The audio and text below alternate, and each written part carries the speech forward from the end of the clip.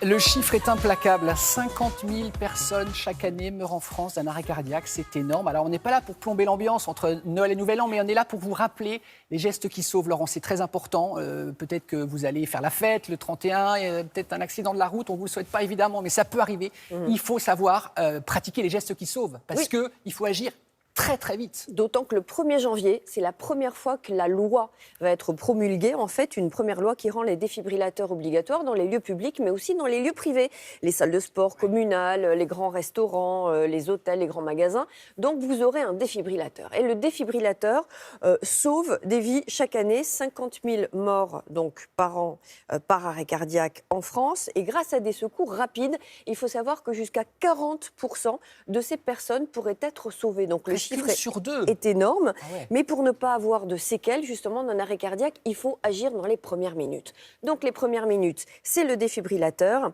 Il doit être utilisé donc par les témoins de l'accident, parce que ce sont les plus proches personnes, les témoins oculaires qui peuvent justement intervenir.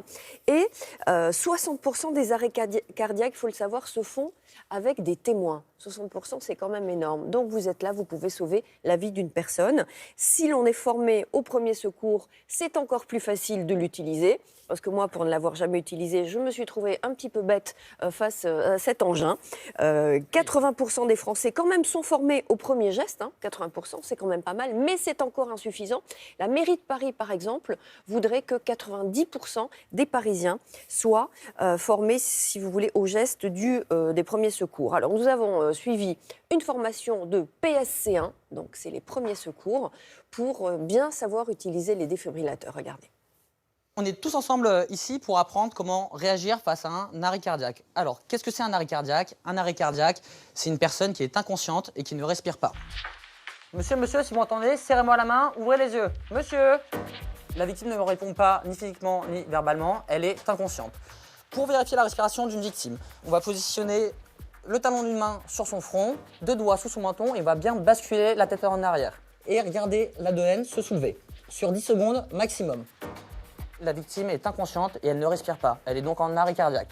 À l'aide, est-ce que quelqu'un peut venir m'aider? Donc, si quelqu'un peut arriver vers moi, je vais lui demander directement d'aller appeler les secours et d'aller me chercher un défibrillateur. 1, et 2, et 3, et 4. Donc là, je suis en train de masser.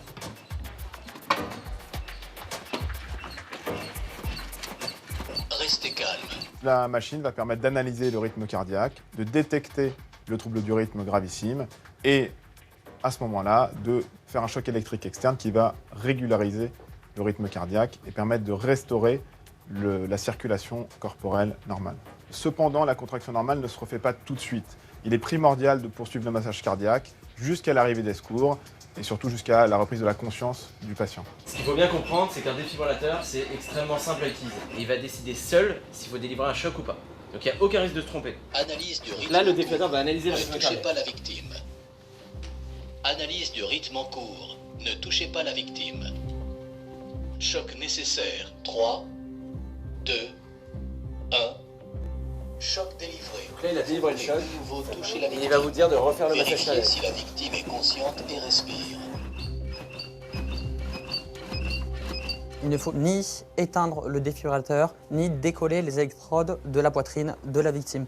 Pourquoi? Parce que même si la victime se réveille, tout est enregistré dans le défibrillateur qui contient une carte mémoire. Et c'est primordial pour le médecin après. Ça te paraît facile, une intervention comme ça? La théorie peut paraître facile, entre gros guillemets. La pratique, elle l'est jamais, puisque il y a tout ce qui se passe autour de nous, en fait, qui rentre en compte. En alertant, en massant et en défibrillant la victime très rapidement, de manière précoce, on va faire augmenter les chances de survie de la victime de 4 à 40%.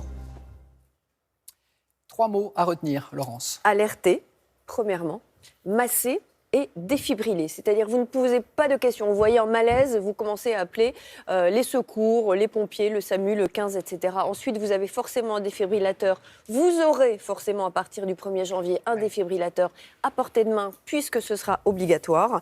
Et ensuite, vous commencez à défibriller en écoutant bien la machine et en gérant vos émotions. Parce qu'il faut aussi gérer son émotion quand vous êtes face à quelqu'un Essayez de garder son sang-froid. qui est en menace de mort. Et vous pouvez lui sauver la vie, grâce au secours rapide, jusqu'à 40% donc, des personnes peuvent être sauvées. Alors, on peut se former avec la sécurité civile.